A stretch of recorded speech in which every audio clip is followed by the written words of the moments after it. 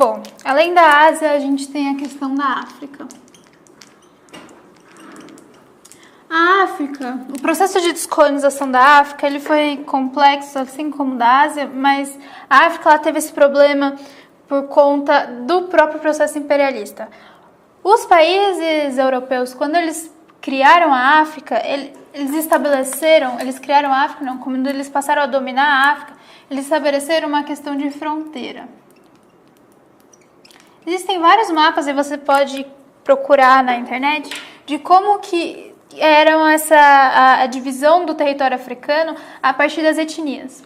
Então você vê que o território africano está extremamente segmentado em países muito pequenos, porque o território africano ele é composto por diversas etnias, por diversos grupos religiosos que são diferentes e que são rivais uns dos outros.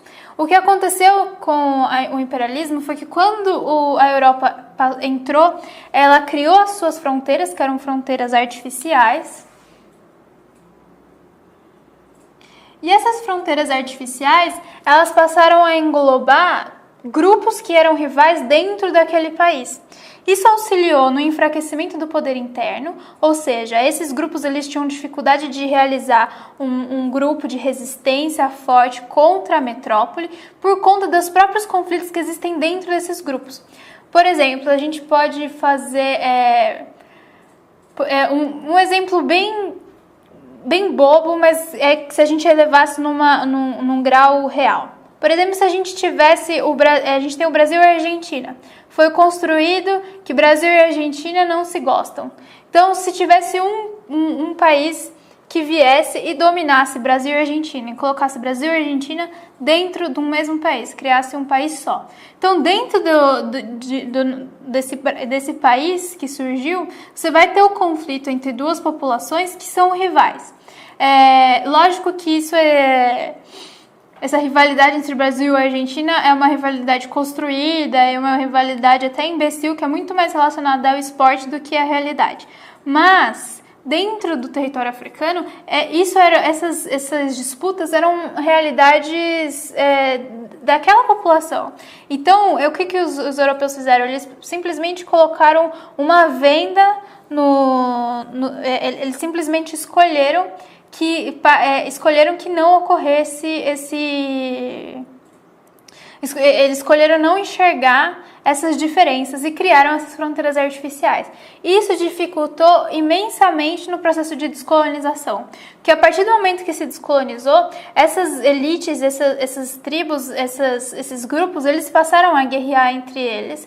Então você não conseguiu encontrar esse movimento de fortalecimento desses países. Fora que os processos de descolonização foram tão cruéis e tão complexos dentro da África que eles possuem eles enxergam e veem a reverberação disso até hoje. Então, se hoje a gente tem os países africanos como os países que possuem o maior nível de miséria do mundo, é muito ligado ao processo imperialista e posteriormente ao processo de descolonização.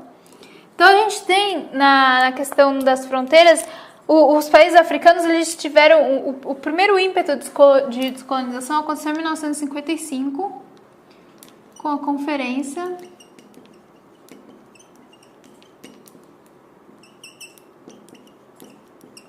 de Bandung.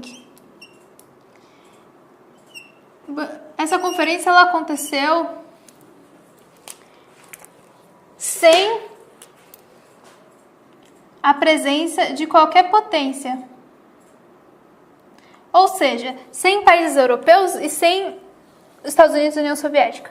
Então, essa conferência ela teve como objetivo discutir os rumos dos países asiáticos e africanos. E como que isso significa? Eles passaram a discutir a influência da União Soviética. Era influência ou era imperialismo? Eles passaram a discutir questões econômicas. Eles discutiam a influência dos Estados Unidos, eles discutiam como que eles iam criar uma unidade. Então, qual que foi a grande questão nesse momento?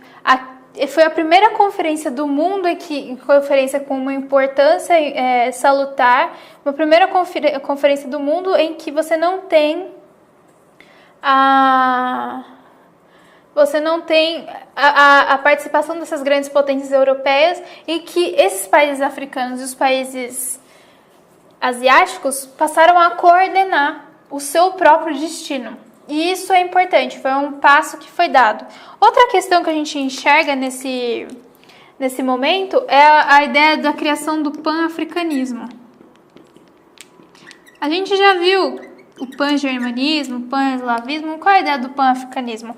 Uma África governada por africanos.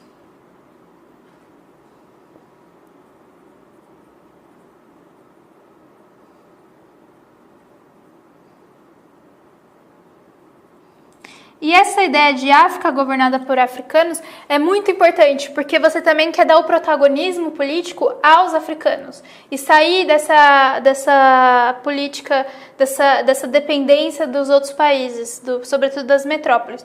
Mas essa questão do pan-africanismo, ela ficou mais latente em 1963,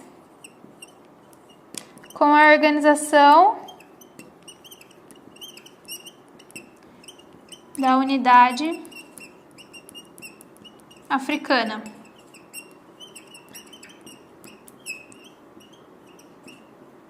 A OUA. E essa Organização da Unidade Africana que tinha como objetivo discutir as políticas de independência, discutir acordos de relacionamento entre os países africanos e asiáticos, mas sobretudo aqui nesse caso os países africanos, discutir acordos econômicos que eles poderiam realizar. Porém,